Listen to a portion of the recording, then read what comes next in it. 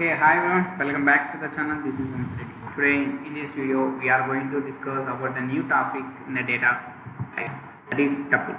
So previous video I have already explained you about the list and the strings, how the list works, how the strings work, what are the methods is there, how to define the strings, how to define the string list, everything I have with practical, right? Everything I have shown you in the practical. So today we are going to see another data type, that is tuple. So a tuple is one of the data type. It's it's a form of in an order. It's represented in an order. So but here the tuple is a immutable. That means we can't able to change. We can't able to update. We can't able to change anything. So what's it's an interview question. What is the differences between the immutable and mutable? So immutable means we can't able to change the things. We can't able to modify. Whereas a mutable means we can able to change and we can able to modify. We can able to update anything at over a sequence of elements. Okay, so similarly tuples are similarly list, but there is a key differences between the tuple can't be modified once we have created. So tuple is represented in the parenthesis and each and every element is separated by the comma. So this is one more interview question. What is the differences between list and tuple? You need to mention that list is used to store in square brackets. Each and every element is separated by the comma, and whereas a tuple is to define using the parenthesis. Each and every element is separated by the comma only. So before in list it is a mutable, whereas a tuple is a immutable. So once we created, we can't able to change. So okay na? Yeah. After that we are going to how to create a tuple. So tuples we used to create a tuple with the element fruits equals to tuple is used to store parenthesis. Okay, in parenthesis we are keeping apple, banana, orange. Each item is separated by the comma and we need to print that, and we need to see the which type of things. So as I don't know, and I don't have any knowledge about that programming, but I need to know which data type is stored in that. In that case we use the type function to identify the which type of data type is used to store in this variable fruits.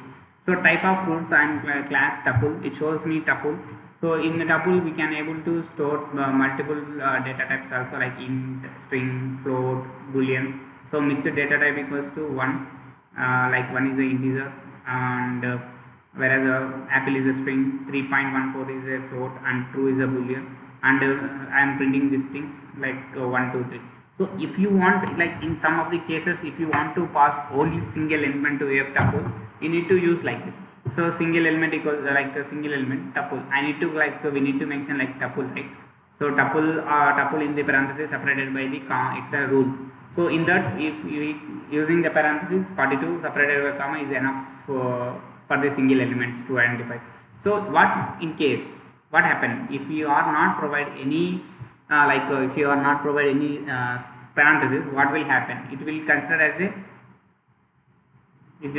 a int for this 42. If you not only for the integer, you can pass the string, you can pass the float, any type of things, but you need to mention this parenthesis with one value separated by the comma. This is a mandatory thing. Okay, yeah. After that, how to access the elements from the tuple. So we have two types of things. For the single elements we use to access using index. For the particular position of things we use that slicing. So here the fruits equals to apple, banana, orange, and using fruit of 1, index 1 we have a banana, where fruit of 0, index start from 0 at slicing 7 minus 6. So it's it will not show the out of range, because when the slicing we are applying particular position. So starting position, ending position. Starting position start from 0 and ending position starts end with 7 minus 1 is 6.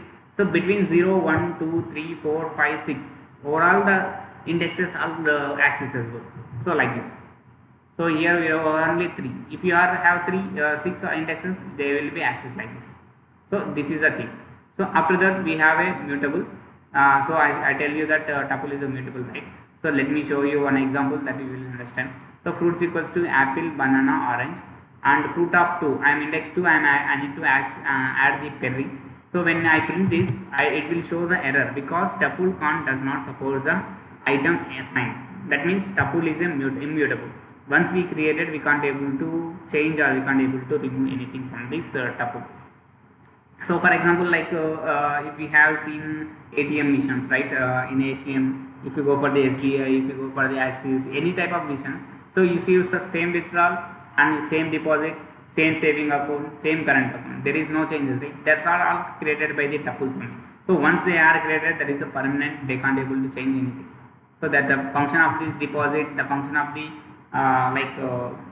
withdrawal is the same. The withdrawal is we need to withdraw the money from the bank, like ATM. The deposit we need to add that. The functionality is same. So it is a mutable. So they in any bank they can't able to change, right? That is an immutable. So that comes under the tuple. So after that we have tuple operations. One is concatenation, another one is repetition. Simply concatenation is a combining of two lists. So tuple 1 equals to 1 2 3, tuple 2 equals to A B C, and result equals to tuple 2 plus tuple 1. I am adding like tuple 2 and tuple 2. Like tuple 2 we have A B C, and tuple 1 we have 1 2 3. See the output also A B C 1 2 3. And the repetition is simply we note that repeat the n number of times, how many times we require. So tuple 1 equals to 1 2 3, and result equals to tuple 1 into 20 times. I need to repeat this into the 20 times. And see the output like 1 2 3 1 2 3 1 2 3 1 2 3, and it repeats 20 times like this. It repeats the 20 times. Okay. And the next topic is about the tuple methods. We have limited methods in a tuple because due to tuple is immutable, so we don't have n number of methods when you compare like list or a string. So they basically we have two methods. One is count. It's called count the number of occurrence specific value is present, and next one is index, to find the index of a specific occurrence in the first occurrence only. So count, return the number, like number equals to 1 2 2 3 4 2 4 3. Some of the values I have mentioned. See some of the things I have mentioned. So I am like count of 2. I need to count the value of 2. How many things?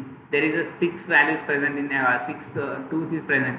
1 2 3 4 5 6. There is a 6 2's is present in this numbers data type, like in this variable number. That's why it's sure.